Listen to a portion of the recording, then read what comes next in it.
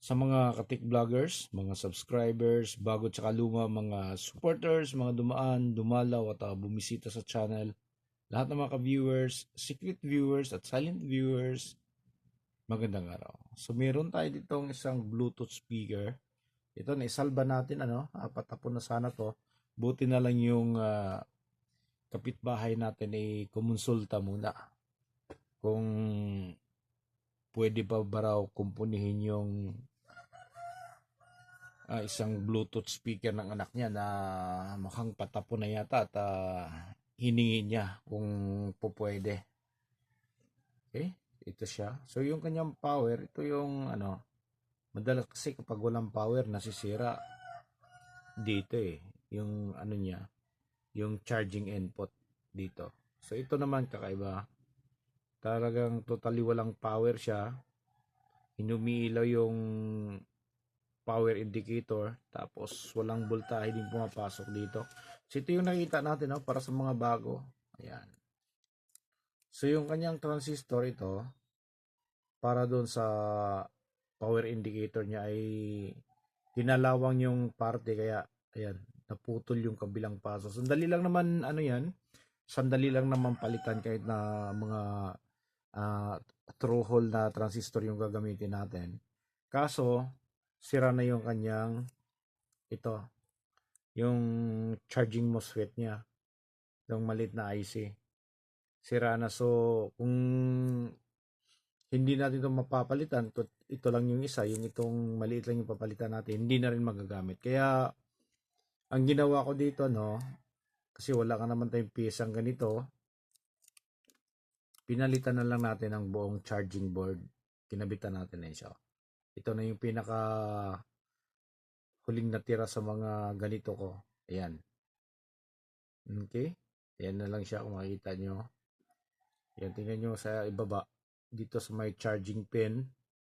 Sa likod, meron tayong kulay pula na wire nakatap. Diyan tayo kumuha. Tapos, direkta natin dito sa input. Ito. Ayan siya.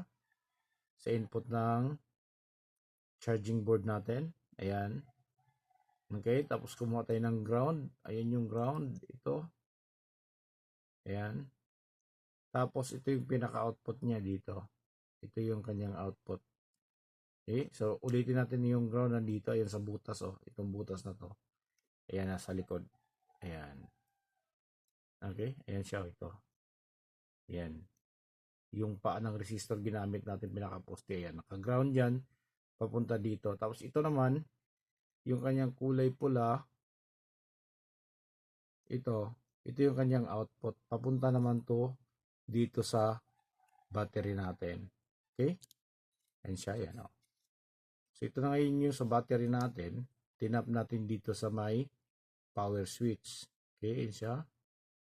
Pagkatapos, yung kabilang negative ng battery, nilagay natin sa ground. Okay? So, okay na siya. Gagana na yun.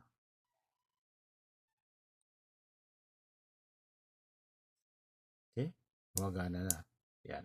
So, kabit natin to. Kabit natin yung kanyang mga wires. Ayan. So, yan na muna. Speaker na muna. Kabit natin. Ayan. So, try natin yung ayan, yung FM. Kabitan natin ng wire para luminis yung yung FM station. Balik natin. Ayan.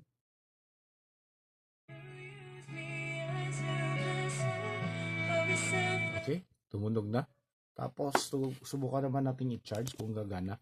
So yung nito, yung indicator nito nung charging board natin nasa loob. Okay?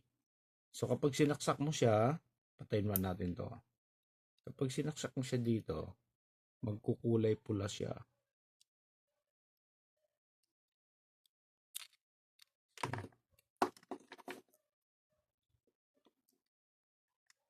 Ayan, kita nyo? Ayan. Ito, ayan. Ayan, kulay pula. Okay? Takpan natin para makita. Yan, kulay pula, no? Tapos kapag napupuno na yung battery, naka fully charged na siya, magto-turn on green to, itong kulay pula.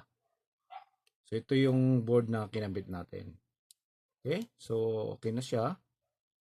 Naisalba natin yung patapon ng isang Bluetooth speaker. Ano nga pala to? Brand nito. Ginaya sa Miniso.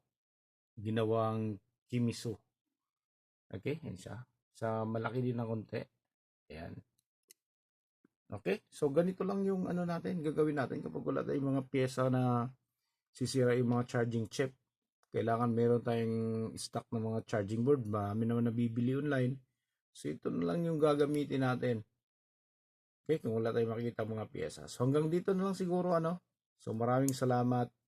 God bless at bye-bye.